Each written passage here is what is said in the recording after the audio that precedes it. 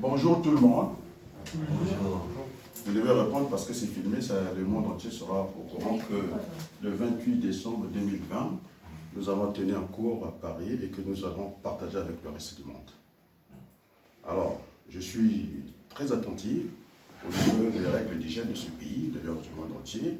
La Covid-19, on n'en parle pas qu'en France, c'est dans le monde entier. Et donc, je dois maintenir une certaine distance, la distanciation sociale. Et moi, je vais appliquer ici la distanciation pédagogique.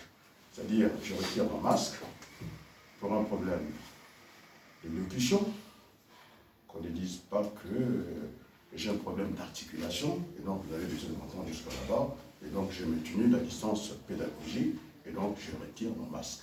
Je ne vais pas faire le cinéma comme les autres, la distance est bonne, et donc on peut faire le coup tranquillement. Alors, je vais parler aujourd'hui, puisque nous sommes dans la pédagogie, ce fameux triangle, où je place le savoir, je le place en haut, la connaissance. Après, vous avez ici le formateur. Ici, vous avez l'apprenant. Voilà, ce fameux triangle. Il peut y avoir une confusion entre le formateur et l'enseignant. Ils sont voisins. Ce n'est pas la peine de chercher la petite guerre, la syntaxe. Je ne suis pas enseignant, je suis formateur, c'est un petit débat. Et donc le formateur enseigne le savoir. Alors, quand on enseigne le savoir, il doit avoir la technique. Hein? Quelqu'un, je prends l'exemple du système d'équation. Si vous ne connaissez qu'une méthode, vous aurez du mal à convaincre votre auditoire, vos apprenants. Alors, je prends l'exemple du système d'équation à des inconnus. On peut passer par plusieurs méthodes. Donc, les méthodes peuvent être discutables, sauf la procédure qui est unique. Donc, le formateur enseigne le savoir. C'est une relation. On appelle ça une relation didactique. Didactique. Donc, cela est la méthode. Après, j'ai mis le savoir très en haut, là-bas, en haut, en hauteur. Donc, l'apprenant doit savoir apprendre. Il y a des gens qui apprennent très mal. Apprendre. C'est quelle relation? Ici, nous avons une relation d'apprentissage. Je prends mes responsabilités devant le monde entier.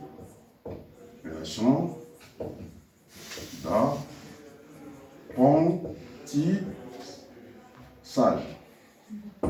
Ok. Maintenant, il reste le bas. En tout cas, les triangles, le sommet, on l'a réglé. Et donc, le formateur forme l'apprenant. C'est quelle relation? C'est une relation pédagogique. Une relation pédagogique. Donc, c'est pour ici clore un peu le débat entre le formateur et l'enseignant. On peut voir les choses sous cet angle-là, hein, pour qu'il n'y ait pas de confusion, de dire que moi je suis enseignant, moi je suis formateur. Bon, c'était une façon de vous accueillir en fin d'année. Et puis on va rentrer dans notre cours. J'ai dit qu'il ne faut jamais construire une maison par le toit, il faut commencer par la fondation. Après le reste, ça vient. Si, lorsque j'arrive dans une ville, je ne cherche pas à avoir le plan directeur de la ville, je cherche à avoir le plan directeur. C'est comme une droite. J. Ceux qui ont fait la fonction affine, voilà une droite, ça c'est une constante, je peux mettre B ici. C'est ça qui donne l'orientation, ce que j'appelle le quotient directeur d'une droite. Le quotient directeur, après, le reste, c'est le complément.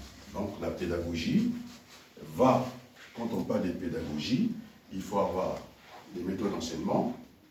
Après, c'est le déroulé. Après, c'est le déroulé. C'est ce que je vais faire avec la presse. Il m'invite à une émission, mais ça ne sera pas. Il fait une analyse pendant 5 minutes et il va me demander de reprendre 2 minutes, 5 QCM. Alors, je dois construire mes arguments. Et donc, la pédagogie ici, hein, c'est le déroulé. Il y a un avant, On vient, comme ce matin, on va parler de quoi? C'est d'abord vous dire bonjour, hein, et puis savoir, parce que je ne l'ai pas pris il y a quelque temps, j'essaie un peu de regarder ce qui a été fait, on pose des sujets. Après, on va savoir qu'est-ce que nous allons faire, par quelle méthode, comment est-ce qu'on fait. Est-ce que c'est une lecture attentive qui part là? Et puis il y a le pendant. C'est là où il y a cet échange pédagogique. Je ne suis pas un religieux, alors je ne ferai pas de cours ici où j'ai monopolisé la parole comme ça bêtement. Donc la salle doit être réactive. Donc pendant le déroulé, après il y a un après. Je pense que vous êtes avec moi, vous êtes témoin. J'ai toujours fait des bilans intermédiaires. Si ça ne va pas, oh, il n'y a plus de lumière, bon, on va fermer.